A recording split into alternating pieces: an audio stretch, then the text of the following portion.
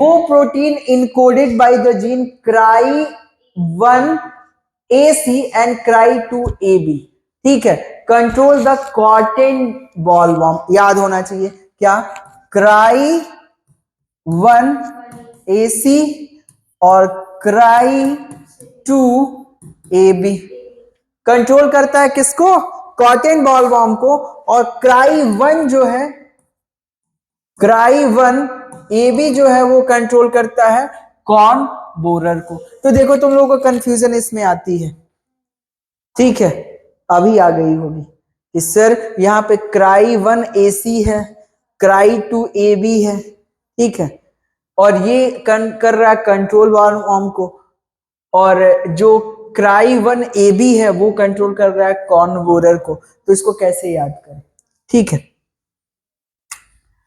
एक चीज तो याद हो जाएगा, क्या,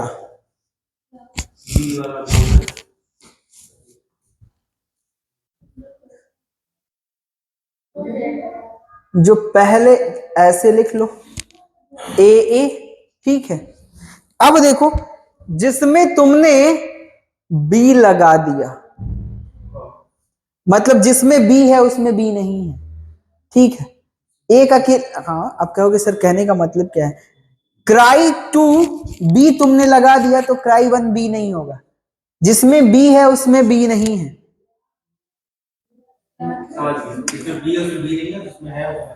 हाँ पहले देखो हमें ये पता है कि सर एबीसी आता है, ओके, तो जिसमें एक जगह दो है, हमें पता है कि सर cry2ab हमें पता है, ठीक, तो cry2ab के साथ cry1ab है कि cry1ac है, तो मैंने बोला जिसमें बी आया उसमें बी नहीं आया, दोनों में बी नहीं आ रहा है, किसी एक में बी होगा, ठीक है, तो ये cry2ab है तो cry1ac होगा, ab नहीं होगा, समझ में आया।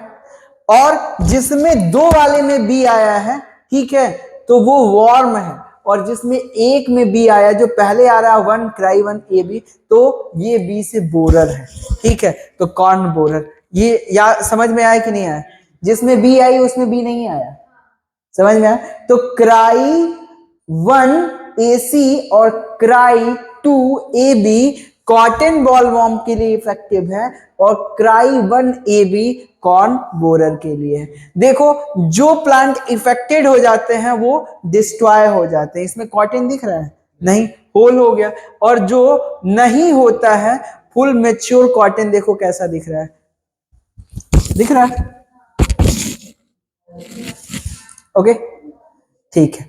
अब देखो आगे वाला केस मैं अभी पढ़ाऊंगा, थोड़ा सा ये समझने वाला है तो ध्यान से देखना, बस इतना देख लो, ये अफेक्टेड प्लांट है, ठीक है, इस इफेक्टेड प्लांट की वजह से क्या हो रहा है,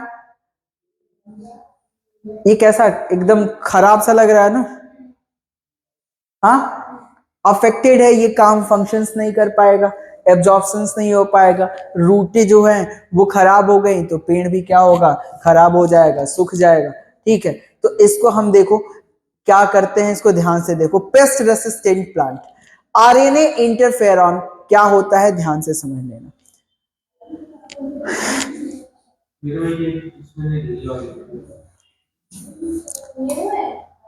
चलो मैं समझा दूंगा, टेंशन मत लो, पहले इसको समझ लो बेटा, आरएनए इंटरफेरॉन समझ लो, और कुछ चीजें दिमाग में अभी यहां पे डाल लो।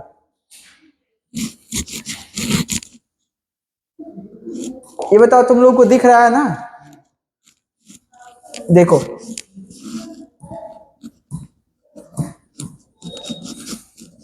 यूकैरियोटिक सेल की एक प्रॉपर्टी होती है कि वो, यूकैरियोटिक सेल की एक प्रॉपर्टी होती है क्या,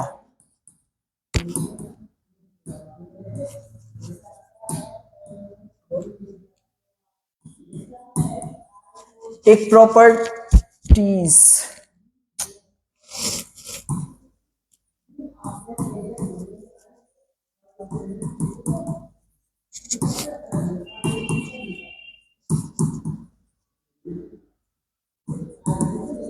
एक प्रॉपर्टीज होती है कि ये डबल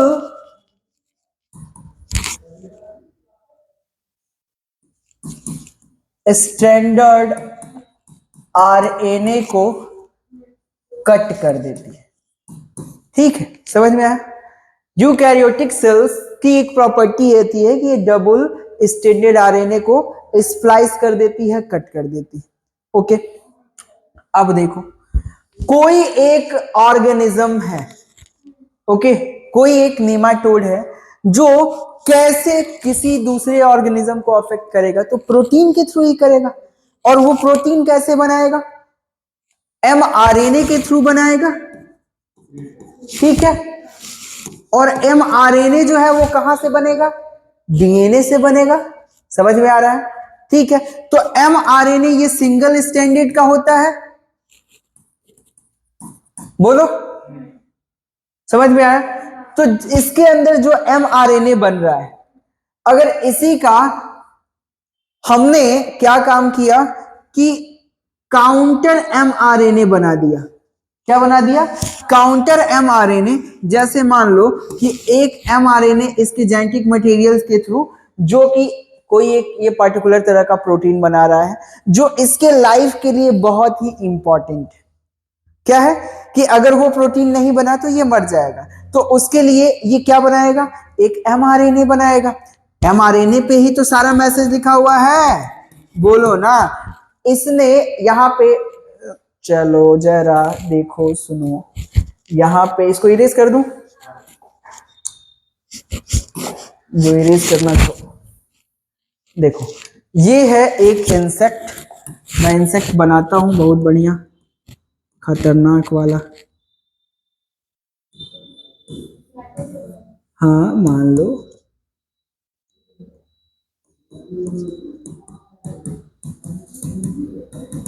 ये एक इंसेक्ट है।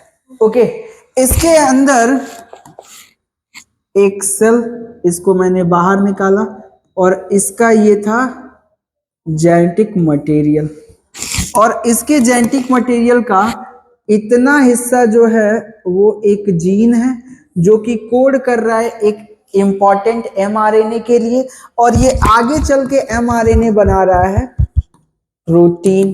ठीक है, और ये प्रोटीन जो है वो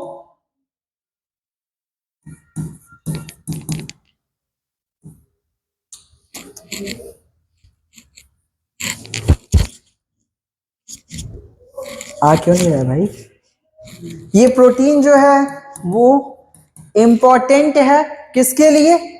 इस इंसेक्ट के लिए। समझ में आया?